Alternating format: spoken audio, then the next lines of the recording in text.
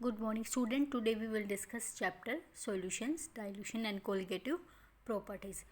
तो हम let's start with solution. Solution क्या होता है? A solution is a homogeneous mixture of two or more substances whose composition can be varied in certain limit. तो ये जो डेफिनेशन है इसको हम बाई पार्ट्स में देखते हैं. Homogeneous mixture. होमोजीनियस मिक्सचर क्या होता है? जिसकी कंपोजिशन क्या है? यूनिफॉर्म.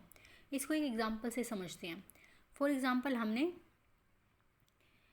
जो शादी वगैरह होती है उसमें नींबू पानी बनाते हैं. नींबू पानी बनाया है और सब कुछ घुला हुआ है. कुछ भी ऐसा नहीं है कि नीचे शुगर बैठी हुई है या ऐसे.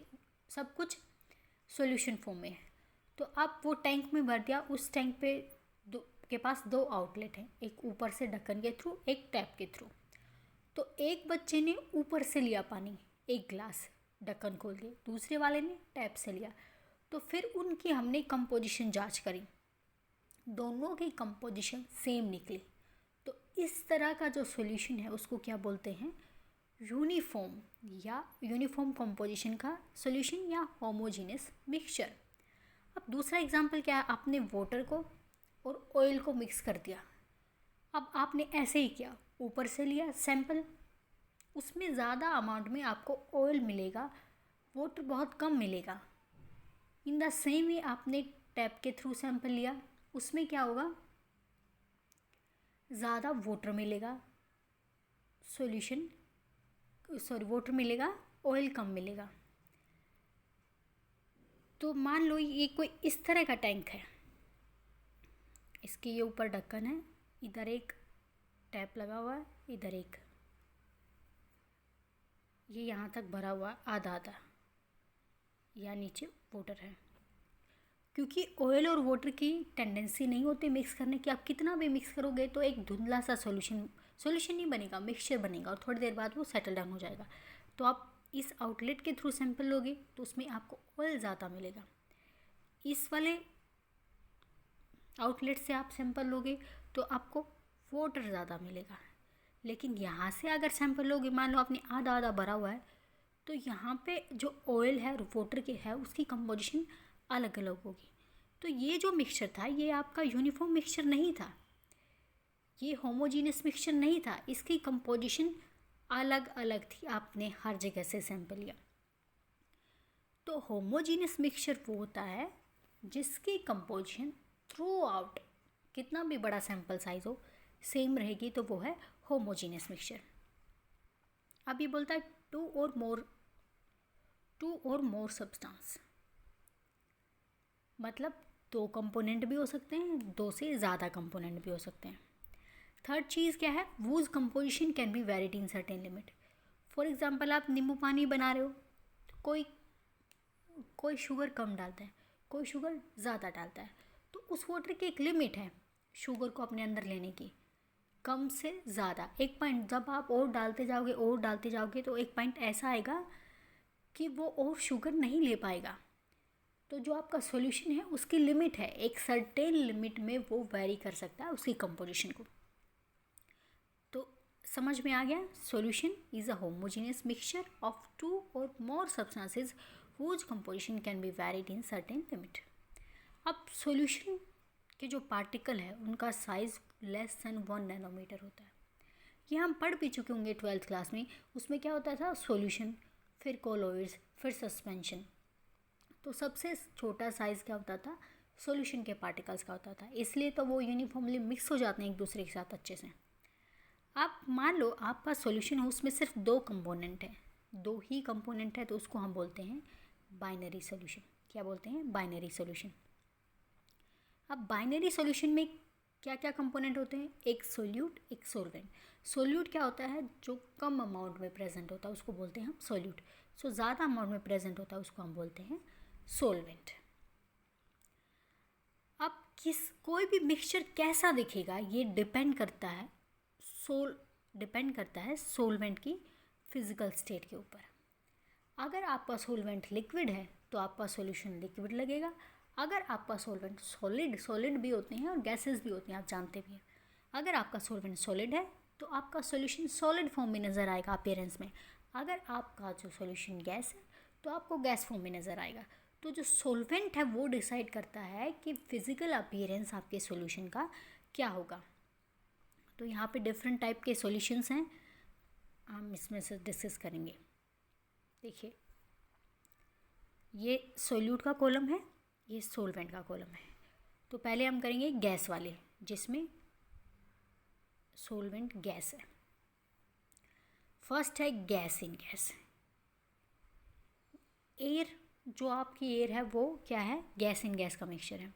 कैसे, जैसे हमारे इन जो एटमॉस्फेरिक अराउंड हमारी ऑक्सीजन है, हमारे अराउंड जो ऑक्सीजन है, सॉरी जो एयर है, उसके अंदर डाई नाइट्रोजन सबसे ज़्यादा अमाउंट में 17%, 8%। उसके बाद क्या है, ऑक्सीजन है, फिर कार्बन मोनोऑक्साइड, ये सब, सॉरी कार्बन डाइऑक्साइड, ये सब गैसेस हैं। तो मेरा पॉइंट ये है कि उसमें हम डाई नाइट्रोजन को सॉल्वेंट मान सकते हैं और बाकी की गैसेस को सोल्यूट मान सकते हैं। तो जो हमारा एयर है वो क्या है, गैस इन गैस सॉल्यूशन है। और एयर गैसेस दिखती है, मैंने कहा था सोलवेंट आपके अपीयरेंस को डिसाइड करता है, तो इसमें सोलवेंट क्या है, गैस फॉर्म में है, तो आपका जो पूरा सॉल्यूशन है उसका अपीयरेंस भी क्या होगा, गैस फॉर्म में होगा। फिर हम करते हैं लिक्विड इन गैस। ठीक है, तो वाटर के छोटे छोटे ड्रॉपलेट्स होते हैं इन्वायरमेंट में, जिसको हम बोलते हैं ह्यूमिडिटी। अगर ह्यूमिडिटी ज़्यादा होती है तो छोटे छोटे वाटर ड्रॉपलेट्स कंडेंस होकर बारिश होती है। तो बहुत छोटे छोटे जो ड्रॉपलेट वाटर के प्रेजेंट होते हैं एयर के अंदर, वो क्या सोल्यूशन है, लिक्विड इन गैस सोल्यूशन। अब हम करते हैं सॉलिड इन गैस, यानी कि सॉलिड पार्टिकल है गैस के अंदर। तो जो आपके डस्ट पार्टिकल, डस्ट क्या होते हैं, सॉलिड फॉर्म में होता है, लेकिन वो इन्वायरमेंट में स्प्रेड होता है, एयर में स्प्रेड होता है, तो लगता है ये सारी गैस के है, लेकिन सॉलिड पार्टिकल लिक्विड में है। अब हम करते हैं लिक्विड सॉल्यूशन। लिक्विड सॉल्यूशन में क्या है, आपका सॉल्वेंट क्या है, लिक्विड है। और ये ज़्यादातर जब हम सॉल्यूशन की बात करते हैं तो हमारे दिमाग में लिक्विड वाले ही आते हैं, जैसे गैस इन लिक्विड। ये जो वाटर है आपका, जो एक्वेटिक बॉडीज़ हैं उनके अंदर ऑक्सीजन डिजोल है, CO2 डिजोल है, तो वो अपने आप में एक सोल्यूशन है, गैस इन लिक्विड। फिर सेकंड है लिक्विड इन लिक्विड, कि दो लिक्विड की मिक्सिंग कर दो। तो अल्कोहल इन वाटर, आपने अल्कोहल वाटर को मिला दिया, वो यूनिफॉर्मली मिक्स होते हैं एक दूसरे के साथ, होमोजीनियस मिक्सचर बनाते हैं। थर्ड क्या है आपका, सॉलिड इन लिक्विड। ये तो आपके दिमाग में सॉल्यूशन की फॉर्म में यही आता है कि शुगर इन वाटर और सॉल्ट इन वाटर। अब हम करेंगे सॉलिड सॉल्यूशन। सॉलिड सॉल्यूशन में क्या है, सॉलिड है सॉल्वेंट की फॉर्म में। तो देखिए गैस इन सॉलिड, इसका एग्जांपल क्या है, पैलेडियम एक मेटल है, उसके इंटरस्टिशियल स्पेस, छोटे छोटे स्पेस बनते हैं, तो आपका जो डाई हाइड्रोजन मॉलिक्यूल है इतना छोटा है, वो गैसेस फॉर्म में उनमें बीच में ट्रैप हो जाता है, तो वो क्या सॉल्यूशन बन गया, गैस इन सॉलिड। फिर है liquid in solid. In the same way silver और मरकरी, मरकरी लिक्विड फॉर्म में होता है, सिल्वर सॉलिड फॉर्म में। तो जब दोनों, उसका इंटरस्टिशियल स्पेस होता है, मरकरी इसमें भर जाता है, तो ये क्या बन जाएगा, लिक्विड इन सॉलिड। लेकिन ये दिखेंगे सॉलिड, बाहर से देखने से सॉलिड दिखेंगे, वो तो जब हम उनकी स्टडी करते हैं तो हमें उनके अंदर वो एंट्रैप्ड मिलते हैं। अब है सॉलिड इन सॉलिड। जितने भी आपके एलॉयज़ हैं, हम मेटल्स की मिक्सिंग से एलॉयज़ बनाते हैं, तो उनकी यूनिफॉर्म मिक्सिंग होती है, कंपोजिशन यूनिफॉर्म है, तो उनको हम, जो एलॉयज़ हैं वो हमारी क्या है, सॉलिड इन सॉलिड।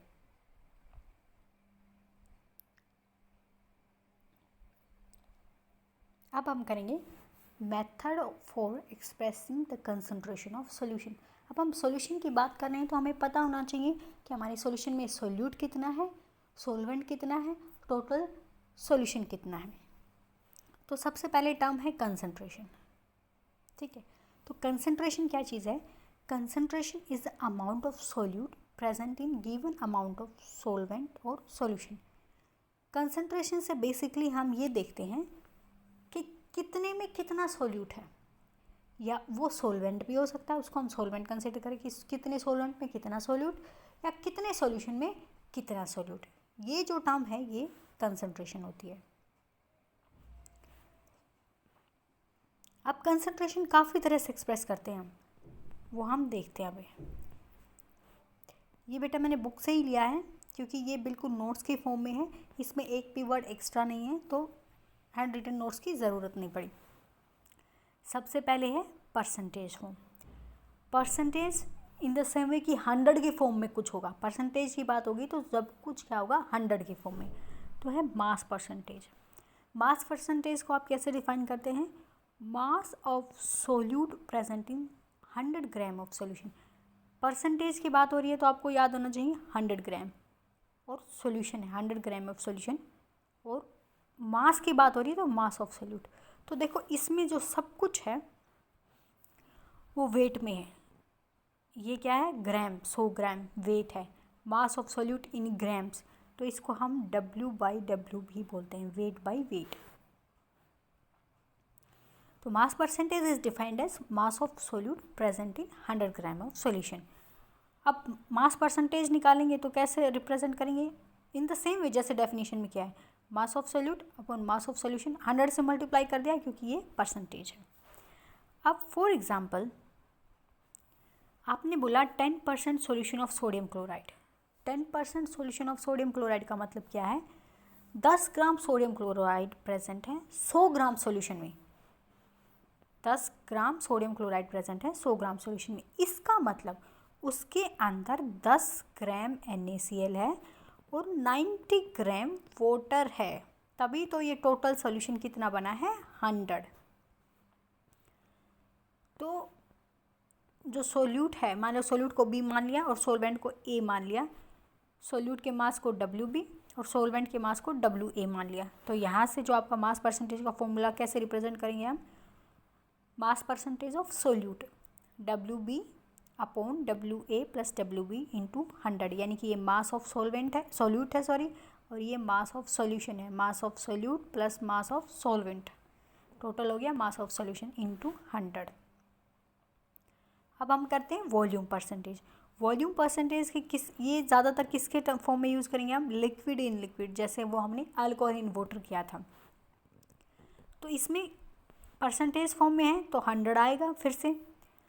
तो इसको कैसे डिफाइन करेंगे? The volume percentage is defined as the number of parts by volume of solute present in 100 parts by volume of solution, यानी कि 100 ml सोल्यूशन में कितना सोल्यूट का वॉल्यूम है, दोनों चीज़ों में ही वॉल्यूम है, तो इसको हम V/V बोलते हैं कि सोल्यूट को भी वॉल्यूम के फॉर्म में डिस्क्राइब करेंगे और आपके सोल्यूशन को भी वॉल्यूम के फॉर्म में डिस्क्राइब करेंगे। तो इसका मैथमेटिकल फॉर्मूला क्या हो जाएगा? Volume of solute upon volume of solution into 100। 100 क्यों? परसेंटेज, जहाँ भी परसेंटेज होता है वहाँ 100 इन्वॉल्व होगा। इन द सेम वे इसको कहेंगे 10% बाय वॉल्यूम, ये बोला है इसने अब बाय वॉल्यूम ऑफ इथेनॉल का मतलब क्या है? उसमें 10 ml इथेनॉल है 100 ml सोल्यूशन में। In the same way 10 ml ethanol है, टोटल सोल्यूशन 100 है, तो वाटर कितना है? 90 ml है। तो इसका फॉर्मूला बिल्कुल ऐसे ही बनेगा, volume of solute B upon volume of solute B plus volume of solute solvent, that is VA, तो VB upon VA plus VB into 100। ये दोनों मिलकर ये सॉल्यूशन बनाते हैं, ये पूरा हो जाएगा सॉल्यूशन का वॉल्यूम। अब हम करेंगे मास बाय वॉल्यूम परसेंटेज। इसको हम मास बाय वॉल्यूम, यानी कि एक चीज़ का मास है और एक चीज़ का वॉल्यूम है, तो W/V ये दिखाया भी है इसमें। तो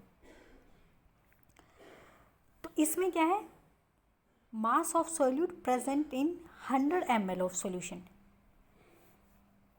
इन द सेम वे कि यहाँ पे मास है सोल्यूट का, सॉल्यूशन का वॉल्यूम है, मल्टीप्लाई बाय 100, तो ये मास बाय वॉल्यूम परसेंटेज हो गई। और जो सॉलिड इन लिक्विड सॉल्यूशन है, सॉलिड इन लिक्विड, उसके लिए हम mass by volume percentage use कर सकते हैं। जैसे आपने सॉल्ट इन वाटर किया है, ठीक है, तो सोल्यूट को हम ग्राम्स में ले लेंगे, इसका मास ले लेंगे, और जो सॉल्यूशन बनेगा वाटर प्लस सोल्ट, उसको हम क्या वॉल्यूम की फॉर्म में एक्सप्रेस करेंगे। अब करते हैं पार्ट्स पर मिलियन। पार्ट्स पर मिलियन की ज़रूरत क्यों पड़ी है? देखिए, जब सोल्यूट बिल्कुल एक्सट्रीम क्वांटिटी में हो, बिल्कुल कम स्मॉल क्वांटिटी में है, तो उस सिचुएशन में जब हम मास परसेंटेज निकालते हैं तो हमारा डाटा कुछ ऐसा आता है 0.0023 इस तरह से कुछ आ जाए, तो इस तरह के नंबर को हम सिग्निफिकेंट कंसीडर नहीं करते। जनरल जो हम साइंस अप्लाई करते हैं, जनरल मैथमेटिक्स करते हैं, तो 2 या 3 डिजिट्स के बाद हम राउंड ऑफ कर देते हैं। तो फिर हमारे लिए इस नंबर का कुछ ज़्यादा देखने में सिग्निफिकेंस नहीं है, लेकिन कुछ चीज़ों का बहुत कम होना भी हमारे लिए हार्मफुल हो सकता है। जैसे डी ब्लॉक की कोई मेटल है, फॉर एग्जांपल, वो हार्मफुल है, वाटर के अंदर प्रेजेंट है, वो बहुत कम अमाउंट में भी आ रही है और पॉपुलेशन उसको कंज्यूम कर रही है, तो वो टॉक्सिक है हमारे लिए। तो ऐसी चीज़ों के लिए जिनकी क्वांटिटी बिल्कुल कम होती है और उनके नंबर को, उनके अमाउंट को सिंप्लीफाइड फॉर्म में दिखाने के लिए हम यूज़ करते हैं पार्ट्स पर मिलियन। ये बिल्कुल मास परसेंटेज की जैसा है कि mass of solute upon total mass of solution. वहाँ पे हम क्या करते थे, इनटू 100 करते हैं, यहाँ पे 10⁻⁶, ताकि जो हमारा नंबर है वो थोड़ा सा यूनिफॉर्म आए, अच्छा आए, सिग्निफिकेंट आए। तो इसको मैथमेटिकल फॉर्म में भी ऐसे एक्सप्लेन करेंगे, WB upon WA plus WB। WB mass of solute है, WA मास ऑफ सोलवेंट है, मास of solvent plus mass of solute दोनों का मिक्सचर इंटू 10⁻⁶। तो फॉर एग्जांपल क्लोरीन को प्योर मतलब वाटर की डिसइंफेक्ट करने के लिए हम क्लोरीन यूज़ करते हैं, लेकिन उसका जो एक्सेस अमाउंट है वो हमारी बॉडी के लिए अच्छा नहीं है। तो फिर कोई भी वाटर है, लेबोरेटरी में उसको चेक करते हैं कि इसमें कितना क्लोरीन है। तो फॉर एग्जांपल किसी में इतनी क्लोरीन गैस हो गई 2 × 10⁻⁻3, और ये हमने 1 लीटर वाटर लिया है, 1 लीटर वाटर को 1000 सेंटीमीटर क्यूब में प्रेजेंट किया है इंटू 10⁻⁶, तो ये 2 ppm। तो लगता है हाँ कोई नंबर है। तो नंबर्स को ईजी करने के लिए स्मॉल क्वांटिटी में कोई सोल्यूट एडिड है तो उसको हम पार्ट्स पर मिलियन में कैलकुलेट करते हैं। अब एक चीज़ बताना चाहूँगी मैं, ये बार बार आपकी बुक में आएगा, कंफ्यूज करेगा। देखो, 1 litre equals to 1 decimetre cube which is equal to 100 centimetre cube. और सेंटीमीटर क्यूब क्या होता है, हाँ सॉरी 1000। ये इक्वेशन, ये कनेक्शन है, 1 litre equal to 1 decimetre cube, वो किसके इक्वल है, 1000 सेंटीमीटर क्यूब, और 1000 सेंटीमीटर क्यूब ml, यानी कि जो 1 ml होता है वो 1 सेंटीमीटर क्यूब के इक्वल होता है। और आपको पता है 1 डेसीमीटर किसके इक्वल होता है, 1 सेंटीमीटर के। तो फिर जो ये रिलेशन है 1 लीटर 1 डेसीमीटर क्यूब, तो 1 डेसीमीटर में कितने होते हैं, 10 सेंटीमीटर। तो इस इक्वेशन को मैं सेंटीमीटर में रिप्रेजेंट करूँगी तो 10⁻3, ठीक है, सेंटीमीटर क्यूब। और 1 centimetre cube is equal to 1 ml, यानी कि आप अपने वॉल्यूम को सेंटीमीटर क्यूब में कह दो या ml में कह दो, एक ही बात है। ये रिलेशन को बेटा आप नोट डाउन कर लेना, ये बार बार यूज़ होगा, और इसको लर्न भी कर लेना और समझ भी लेना। अब हम करेंगे strength of solution. Strength of solution क्या होती है, amount of solute in gram in 1 litre of solution, यानी कि सोल्यूट को आपने ग्राम में कर लिया है, सॉल्यूशन का वॉल्यूम है, लेकिन अब हमने 1 लीटर में कंसीडर करना है। जो लेबोरेटरी में आप सॉल्यूशन बनाते हो ज़्यादातर क्या है, उसमें हम स्ट्रेंथ निकालते हैं, क्योंकि क्या करते हैं, हमारे पास मेजरिंग सिलेंडर होते हैं, लीटर मेज़र कर लिया किसी भी सॉल्वेंट का, और फिर उसमें सॉल्यूशन बनाना है तो पर्टिकुलर अमाउंट सॉल्यूट डाल दिया। तो जो स्ट्रेंथ की जो इम्पोर्टेंस है वो लेबोरेटरी में बहुत ज़्यादा है। स्ट्रेंथ कैसे डिफाइन करेंगे, amount of solute in gram present in 1 litre of solution, ये इसको हम एस से डिनोट करते हैं। तो फॉर्मूले की फॉर्म में कैसे करेंगे, mass of solute upon volume of solution, हमने कहा 1 लीटर में, तो ये है ml में, इंटू फिर 1000 हो गया। ये 1000 कैसे हुआ, देखो मान लो कोई चीज़ ml में है, मान लो 100 ml, उसको आपको लीटर में कन्वर्ट करना होता है। तो 1 लीटर में कितने ml होते हैं, 1000, तो हम उस चीज़ को 1000 से मल्टीप्लाई कर देते हैं। कोई भी चीज़ है ml में, उसको आपको लीटर में कन्वर्ट करना है, तो आप क्या करते हैं, 1000 से डिवाइड करते हैं। तो ये volume of solution in ml था, मैंने इसको लीटर में बनाने के लिए 1000 से डिवाइड कर दिया, तो ये जो 1000 है ये ऊपर आ गया। तो कोई भी ऐसी टर्म दिखे जिसमें volume of solution in ml का है, ऊपर 1000 से मल्टीप्लाई है, तो वो क्या है, इसको लीटर में कन्वर्ट किया गया है सॉल्यूशन को। तो यहाँ से आपकी स्ट्रेंथ क्या आ गई, मास of solute upon volume of solution in ml into 1000। ये टर्म क्या रिप्रेजेंट करिए, volume of solution in litres. तो यूनिट क्या हो जाएगी, ग्राम पर लीटर। नेक्स्ट हम करते हैं मोलैरिटी ऑफ सॉल्यूशन। मोलैरिटी बिल्कुल स्ट्रेंथ की जैसी ही है, डिफरेंस क्या है, नंबर ऑफ मोल्स यूज़ करते हैं, number of moles of solute present in 1 litre of solution.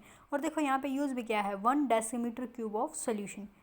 Strength और मोलैरिटी में सिर्फ ये डिफरेंस है कि उसमें हम वेट यूज़ करते हैं सॉल्वेंट का स्ट्रेंथ में, और मोलैरिटी में हम नंबर ऑफ मोल्स यूज़ करते हैं सॉल्यूट के। इसको हम m से डेजिग्नेट करते हैं।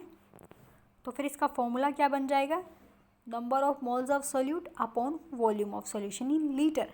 और आपको पता है नंबर ऑफ मोल्स हम कैसे निकालते हैं, किसी भी चीज़ का मास अपॉन उसका molar mass, mass by molar mass of that substance. Molecular mass वो एटॉमिक मास भी होता है एटम की बात करें तो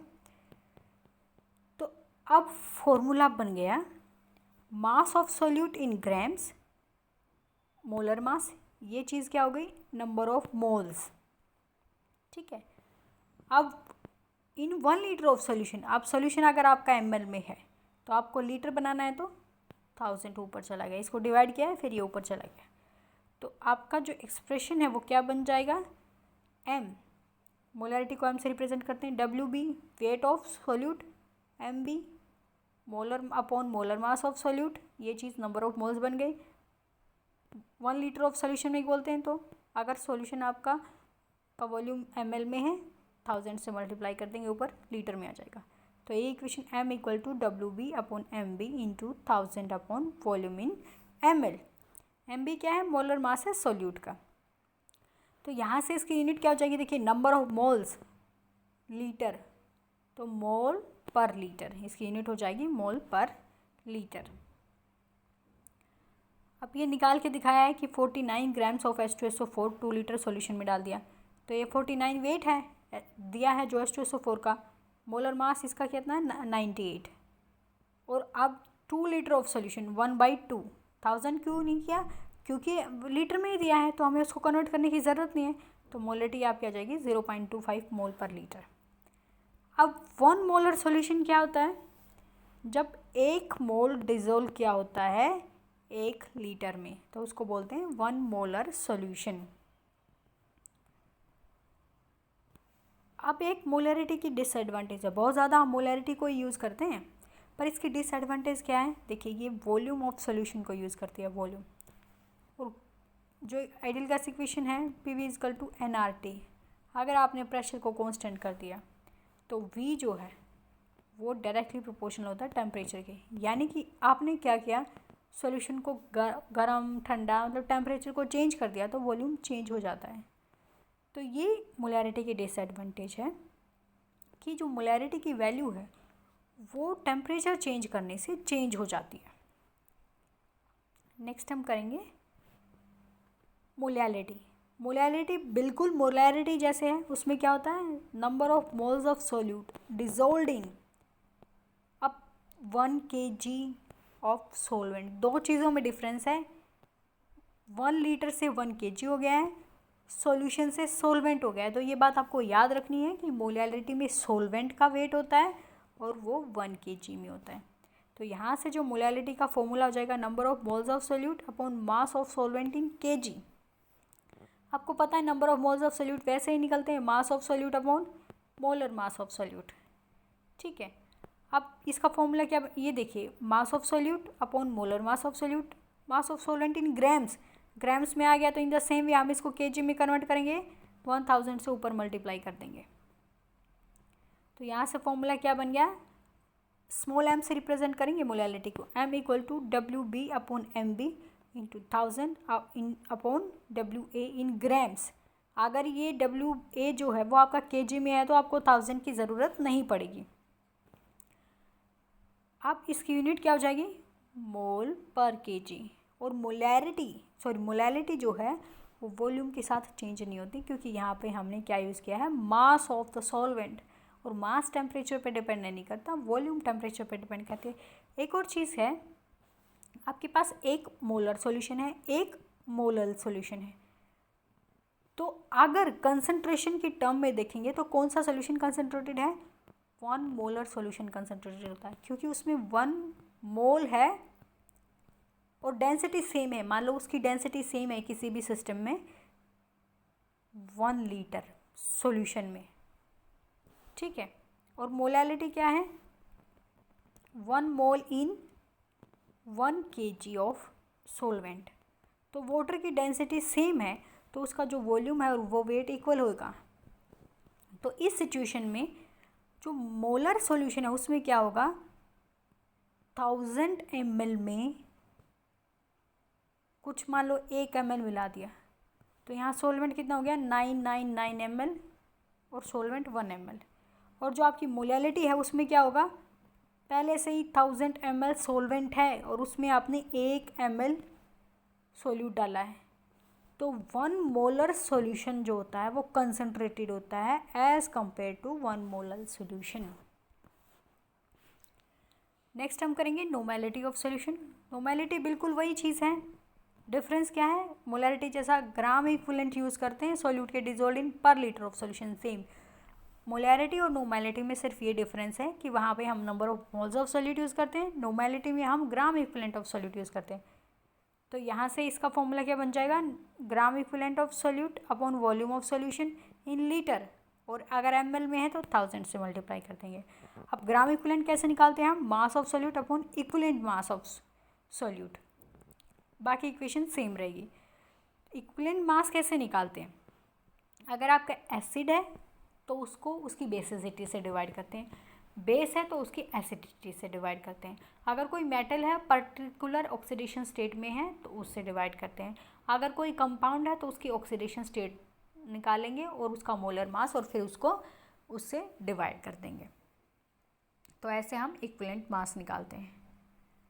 और एक नॉर्मल सॉल्यूशन होता है, इसको 1n से रिप्रेजेंट करते हैं, यानी कि gram equivalent 1 gram equivalent dissolved in 1 litre of solution, वो क्या हो गया, नॉर्मल सॉल्यूशन हो गया। तो इसकी जो यूनिट है वो क्या आएगी, ग्राम इक्विवेलेंट पर लीटर, क्योंकि ये जो चीज़ है ये क्या है, इसकी यूनिट ग्राम इक्विवेलेंट, और वॉल्यूम में है तो पर लीटर, ग्राम इक्विवेलेंट पर litre. In the same way अब हम करेंगे, ये भी टेम्परेचर के साथ चेंज होगी क्योंकि वॉल्यूम इन्वॉल्व है, जहाँ भी वॉल्यूम इन्वॉल्व होगा वो टेम्परेचर के साथ चेंज होगा। अब हम करेंगे formality of solution. Formality of solution क्या चीज़ है, सेम है बिल्कुल मोलैरिटी के जैसे, लेकिन ये टर्म यूज़ की जाती है उन कंपाउंड के लिए जो सॉल्यूशन में डिस्क्रीट यूनिट में नहीं रहते। आपने NaCl डिजोल्व किया तो वो आयन में कन्वर्ट हो जाता है, Na पॉजिटिव Cl नेगेटिव, तो वो डिस्क्रीट नहीं रहा है जब आपने डिजोल्व किया। जैसे शुगर क्या होता है, डिस्क्रीट रहता है, शुगर शुगर ही रहता है, वो डिकम्पोज नहीं होता, डिसोशिएट नहीं होता, सॉरी डिकम्पोज नहीं हुआ, ये डिसोशिएट। तो यहाँ पे जो है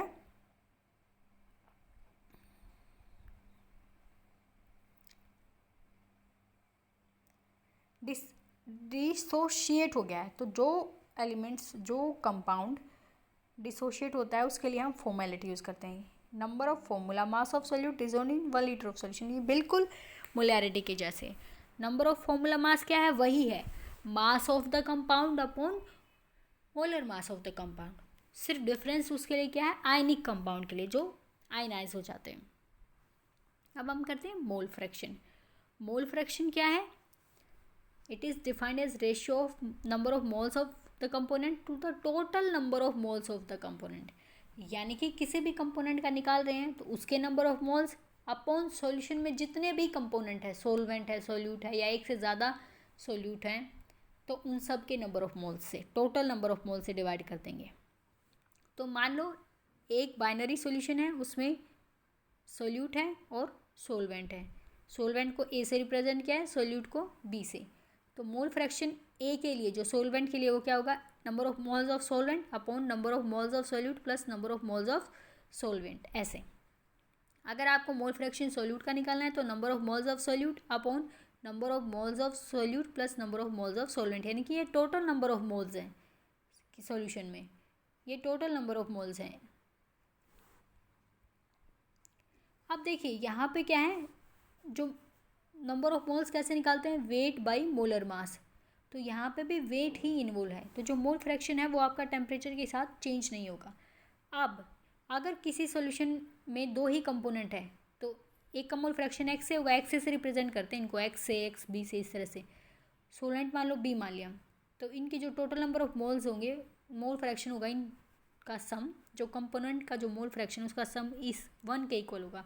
अगर 3 कंपोनेंट है ना, for example A B C, तो X A plus X B plus X C is equal to 1 ही होगा, यानी कि सब कंपोनेंट के जो मोल फ्रैक्शंस हैं उनका सम 1 होगा।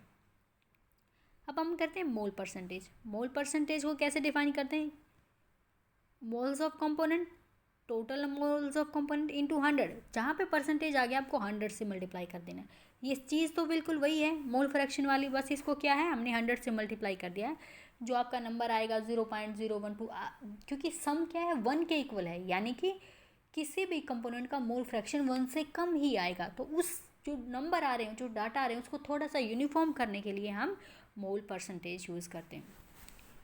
बेटा इनफ फॉर टुडे।